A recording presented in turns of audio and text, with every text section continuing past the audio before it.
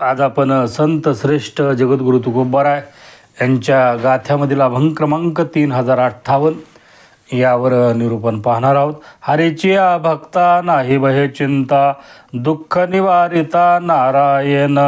नलगे वाहने संसार उद्वेग, जडोने दीपांग देवराव. असो द्यावा धीर सदा समाधान, आहे नारायण जवळीच. तुका म्हणे माझा सखा पांडुरंग, व्यापिले जगतेने एक. नलगे वाहने संसार उद्वेग, जडोने दीपांग देवराया. प्रथम मी संत श्रेष्ठ जगद्गुरु तुकोबाराय यांच्या चरणी साष्टांग दंडवत घालतो. पांडुरंग परमात्मा यांच्या चरणी साष्टांग दंडवत. तुम्ही सर्व प्रिय आत्मा तुमच्याही चरणी साष्टांग दंडवत घालून माझ्या या निरूपणाला सुरुवात करतो. महाराज अभंगाच्या पहिल्या चरणामध्ये म्हणतात, हरीची भक्ता नाही भय चिंता, दुःख निवारिता नारायण. महाराज सांगतात की हरीच्या भक्ताला या जगामध्ये भय चिंता नसते. त्याच्या जीवनामध्ये दुःख तो नारायण त्याचं निवारण करीत असतो, त्याच्या दुःखाचं. असं सरळ पहिल्या चरणाचा अर्थ होतो. आता महत्त्वाचा मुद्दा आहे की हरीचा भक्त कसा असतो, भक्त कशाहून ओळखावा आपल्या जीवनामध्ये. जो हरीचा भक्त आहे म्हणजे आपल्या जीवनामध्ये भक्त आधी झालं पाहिजे. प्रत्येक मनुष्याने तुमच्या जीवनामध्ये भक्तच न होता दोन गोष्टी महत्त्वाच्या आहेत. एक भक्त होणे आणि दुसरी गोष्ट आपल्या जीवनामध्ये भक्ती कशी करावी. भक्ती म्हणजे काय, ह्या दोन गोष्टी अत्यंत महत्त्वाच्या आहेत. मी बऱ्याच व्हिडिओमध्ये भक्त म्हणजे काय, भक्ती म्हणजे काय, कारण हे पाया जर आपला मुळात कच्चा असेल तर पुढची बिल्डिंग आपल्या जीवनामध्ये उभा राहणार नाही. म्हणून भक्त कुणाला म्हणावं, भक्ताची व्याख्या काय आहे. म्हणून महाराज म्हणतात, भक्तायसे जाना जे देही उदास, गेल्याशा पास निवारोनी. विषय तो त्याचा झाला नारायण, ना आवडे जनधन माता पिता. भक्त कुणाला म्हणावं, जो आपल्या देहावर उदास आहे. आता या जगामध्ये बरेच लोक देहावर उदास आहेत, कारण त्यांना संसारामधल्या काही अडचणी असतील किंवा दुःख झालं असेल, त्यांच्या जीवनामध्ये काही हानी झाली असेल तर ते त्यांच्या संसारामध्ये उदास होतात आणि आत्महत्या करण्याचा त्यांच्या जीवनामध्ये प्रयत्न करतात. म्हणून ते काय भक्त आहेत का, ते भक्त नाहीत. नुसतं उदास असणारा तो भक्त होऊ शकत नाही. महाराजांनी पुढे जे सांगितलेलं आहे, गेले आशा पास निवारून. ज्याच्या जीवनामध्ये आशाच राहिली नाही, कशाचीच आशा ज्याच्या जीवनामध्ये राहिलेली नाही, तो भक्त. आता पुढच्या चरणामध्ये सांगतात, विषय तो त्याचा झाला नारायण. त्याच्या जीवनामध्ये विषय शिल्लक राहिलेला नाही. विषय फक्त नारायण एक त्याच्या जीवनामध्ये विषय राहिलेला आहे. दुसरी गोष्ट, त्याला काय ना आवडे, जन आवडत नाही, धन आवडत नाही, माता पिता त्याच्या जीवनामध्ये आवडत नाही. तोच या जगामध्ये भक्त आहे. म्हणून आपल्या जीवनामध्ये आपण आधी भक्ताच्या व्याख्येमध्ये मोडतो का, हे आपलं आत्मपरीक्षण आपल्या जीवनामध्ये केलं पाहिजे. दुसरी गोष्ट, भक्ती म्हणजे काय. भक्ती ही अत्यंत कठीण असणारी गोष्ट आहे. सोळावर पोळी. म्हणून आपल्या जीवनामध्ये आपण म्हणतो भक्ती करायलो, पण त्या भक्तीच्या व्याख्येमध्ये आपण बसतो का नाही, हे आत्मपरीक्षण करावं प्रत्येकाने त्याच्या जीवनामध्ये. म्हणून महाराज म्हणतात, नायका विकानी तयाचे ते बोल, भक्ती विन फोल ज्ञान सांगे. वाखाणी अद्वैत भक्तिभावे विन, दुःख पावे सीन श्रोता वक्ता. कारण भक्त आणि भक्ती अत्यंत कठीण असणारी भक्ती आहे. म्हणून माऊलीजी 4 सांगितलेत, आर्थो, जिज्ञासू, अर्थार्थी, हे भक्तीचे जे प्रकार सांगितलेले आहेत किंवा 9 विधा भक्ती सांगितलेल्या आहेत. म्हणून भक्ती अत्यंत कठीण आहे. महाराज म्हणतात ना, न ऐकावे कानी तयाचे ते बोल, भक्ती विन फोल ज्ञान सांगे. म्हणून भक्ती एवढी कठीण असणारी ही भक्ती आहे. म्हणून भक्त तुमच्या जीवनामध्ये झाल्याशिवाय आणि भक्ती तुमच्या जीवनामध्ये त्या भगवंताची केल्याशिवाय, म्हणून महाराज म्हणतात, हरीची भक्ता नाही भय चिंता, कारण तशी भक्ती तुमच्या जीवनामध्ये केली पाहिजे.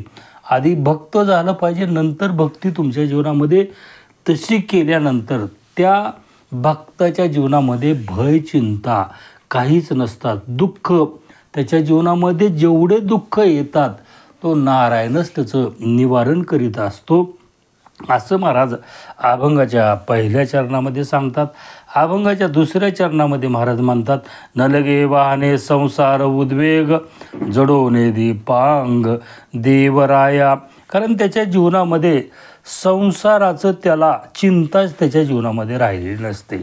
संसारामधलं सुख दुःख याचा परिणाम त्याच्या देहावर किंवा त्याच्यावर कसलाच त्याच्या जीवनामध्ये होत नसतो. त्याला खायला मिळालं, खायला नाही मिळालं किंवा कपडा नाही मिळाला, त्याला कसलीच काळजी संसाराची नसते.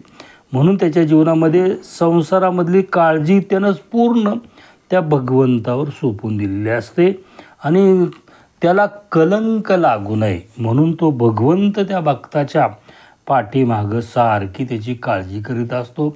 त्याच्या संसाराची काळजी भगवंत घेत असतो. ह्याच्यावर मी उदाहरण देतो, कारण कबीरदासचं सर्वांना माहीत असणारी कथा आहे.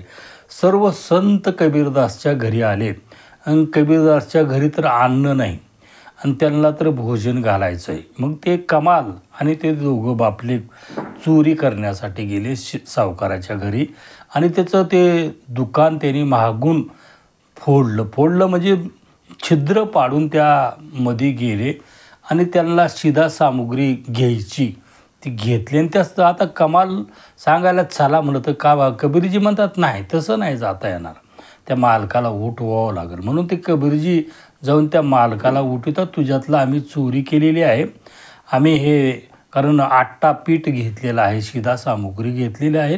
निघाले कबीरजी बाहेर निघाले तर कमालला त्यानं पकडलेलं आहे. त्या बोळामधून कमालचं धड अडकलेलं आहे, मुंडकं बाहेर आहे आणि त्याचं पाय, कारण ते शेठजीमध्ये ताकद आहे. शेठजीनं पायाला धरलेलं आहे, कबीरजीने त्याच्या मुंडक्याला धरलेलं आहे, दोघं वडायलेले आहेत. शेवटी शेठजीची ताकद जास्त असल्यामुळे ते कमाल सांगू लागला, बाबा कारण आता हा कलंक आपल्या जीवनामध्ये कसा धुवून काढायचा, चोरी करायला हवं आपण आणि चोरी केलेली जर पकडलं तर आपण हे भगवंताचे भक्त आहोत, आपल्या जीवनामध्ये भक्ती करतो. हा जो कलंक आहे तो कलंक कशानंच धुवून निघणार नाही. त्यावेळेस कमाल सांगतो की आपल्या बापाला कबीरजीला सांगतो की माझं मुंडकं उडवा, माझं मुंडकं छाटून टाका आणि तुम्ही ती शिधा सामुग्री घेऊन जावा. कमालजी कारण कमाल आता किती तो मुलगा कारण कबीरजीचा मुलगा आहे, ते कबीरजीनेही त्यांच्या जीवनामध्ये विचार न करता कमालाचं मुंडकं उडविलं, छाटलं आणि ते मुंडकं आणि शिधा सामुग्री घेऊन गेले. ते घरी जाऊन सगळं स्वयंपाक केला, बायकोला सगळं सांगितलं की असं झालेलं आहे, मी कमालाचं मुंडकं आणलेलं. तर त्यांची बायको किती धैर्यवान असेल, रडली, स्वयंपाक केली आणि सर्व जीव घातलं त्या संत मंडळीला. दुसऱ्या दिवशी पालखी त्या संत मंडळीची निघालेली आहे. त्या शेठजीनं कारण माझ्या घरी चोर आला, कोण त्याचं कारण ती धड त्याचं झाडाला अडकवलेलं आहे आणि सगळ्या गावाला सांगले या चोरानं माझ्या घरची चोरी केलेली आहे.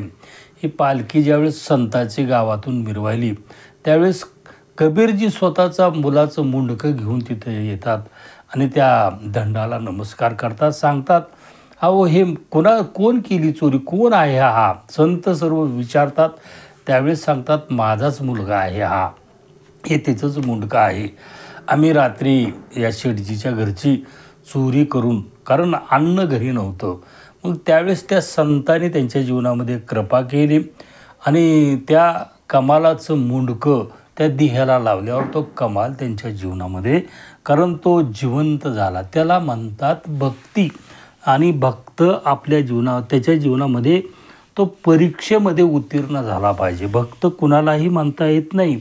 भक्ती म्हणून म्हटलं की सुळावरली पोळी आहे असं महाराज अभंगाच्या दुसऱ्या चरणामध्ये सांगतात. अभंगाच्या तिसऱ्या चरणामध्ये महाराज म्हणतात असो द्यावा धीर सदा समाधान आहे नारायण जवळीच. कारण जो भक्त असतो भगवंताचा त्याच्या जीवनामध्ये संसारात परमार्थात सदैव तो धीर धरलेला असतो, तो समाधानी असतो. आपल्या वाटेला आलेलं कर्म तो प्रामाणिकपणे त्याच्या जीवनामध्ये करीत असतो. कारण सर्व जबाबदारी त्याच्या जीवनामध्ये संसारामधली परमार्थामधली त्यानं त्या नारायणावर सोडून दिलेली असते. मग त्या संसाराचीही चिंता त्याच्या जीवनामध्ये करीत नाही आणि परमार्थाचीही काळजी तो भक्त त्याच्या जीवनामध्ये करीत नाही. सर्व काळजी तो भगवंतच त्याची करीत असतो, असं महाराज अभंगाच्या 3ऱ्या चरणामध्ये सांगतात. अभंगाच्या शेवटच्या चरणामध्ये महाराज म्हणतात, तुका म्हणे माझा सखा पांडुरंग व्यापिले जगतेने एके. कारण महाराज सांगतात की तोच पांडुरंग माझा सखा आहे. सख्याची व्याख्या आपल्या जीवनामध्ये आपण बऱ्याच वेळेस सख्याची व्याख्या पाहिलेली आहे. सखा म्हणजे नितांत प्रेम करणारा तो, त्याला सखा म्हटलं जातं. आणि आपला आत्मारामच सखा आहे, आपला भगवंतच सखा आहे.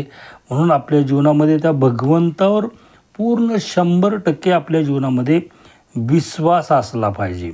म्हणून जोपर्यंत आपला त्या भगवंतावर 100% विश्वास राहणार नाही, तो आपल्या जीवनामध्ये जे करील तो चांगलंच करणार आहे. कारण का व्यापी येले जगत येणे एक, कारण त्या जगाला पूर्ण त्यानं व्यापून टाकलेलं आहे. जगाचा मालक आहे, जगाचा सत्ता त्याच्या अधीन आहे. त्याच्या इशाऱ्याशिवाय त्याच्या आज्ञेशिवाय या जगामधलं पानसुद्धा हलत नाही.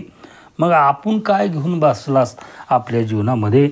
म्हणून आपण त्याचा अधिकार, त्याची सत्ता, त्याचा स्वीकार करावा आणि शरण त्याला, त्या भगवंताला आपल्या जीवनामध्ये जात राहावं.